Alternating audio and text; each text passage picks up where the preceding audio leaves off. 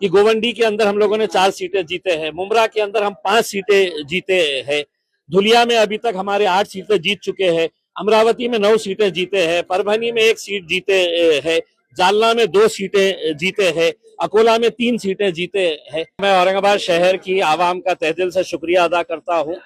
अल्लाह रब्बुल इज्जत का शुक्रिया अदा करता हूँ कि हमारी सबकी दुआओं को कबूल किए। हमारे पार्टी के सदर जनाब बैरिस्टर असदुद्दीन अवैसी साहब, अकबरुद्दीन अवैसी साहब, मजलिस के तमाम जिम्मेदारान और इस शहर की वो आवाम जिसने पिछले 10-12 सालों से मजलिस का भरपूर साथ दिया है और उन्हीं की दुआओं, उन्हीं की ताकतों की वजह से आज अल्हम्दुलिल्लाह यहाँ पर हम 30 से ज्यादा सीटें हासिल कर चुके हैं और इंशाल्लाह हमें हमारा आंकड़ा जो है वो हम 33 सीटें हम जीत रहे हैं। यानी कि भारतीय जनता पार्टी के बाद अगर कोई दूसरा पक्ष यहाँ पर सबसे मजबूत साबित हुआ है तो वह मजलिस इत्तेहादुल मुस्लिमीन साबित हुआ है और हमें खुशी है। हम आवाम का तहे दिल से सर झुकाकर उनका शुक्रिया अदा करते हैं कि वो लोगों ने एक मरतबा फिर मजलिस के ऊपर भरोसा जताया और ऐसे ऐसे आम लोगों को जो हमने टिकट दिया वो लोग आज मजलिस के टिकट के ऊपर चुन के आए हैं। हम उन्हें भी मुबारकबाद देते हैं और उम्मीद करते हैं कि औरंगाबाद शहर के विकास के लिए हम कटिबद्ध रहेंगे, हम पूरी कोशिश करेंगे शहर के अंदर अच्छा विकास हो और भारतीय जनता पार्टी जो सिंगल लार्जेस्ट पार्टी बन के आई है वो शहर के लिए अगर कुछ अच्छे फैसले लेती है तो हम उनका साथ देंगे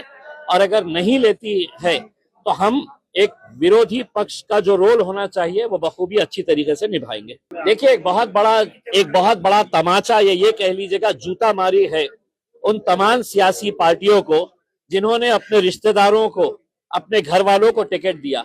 अगर संजय सिरसाट अपने बेटे और बेटी के लिए करोड़ों रुपया खर्च नहीं करता तो शायद उनका बेटा और बेटी भी घर पर बैठते, लेकिन तमाम राजनीतिक पार्टियों के नेताओं ने अपने बेटे को, अपने भाई को, अपने बाप को, अपने बीवी को, अपने बेटी को, हर एक को टिकट दिया।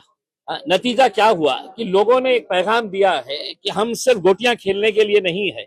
हम सिर्फ है तो चद्दर बिछाने के लिए, शतरंजियां बिछाने के लिए नहीं है, हम भी पार्टी के मजबूत लोग हैं, हमें भी टिकट मिलना चाहिए करके। एमआईएम एक वाहिद पार्टी थी जिसने ना किसी घर वाले को ना किसी रिश्तेदार को दिया। हमने आम लोगों में से लोगों को उठाकर और जो पार्टी के बारे में हमारे ऊपर इल्जाम लगाते हैं कि एमआईएम जातिवादी पार्टी है,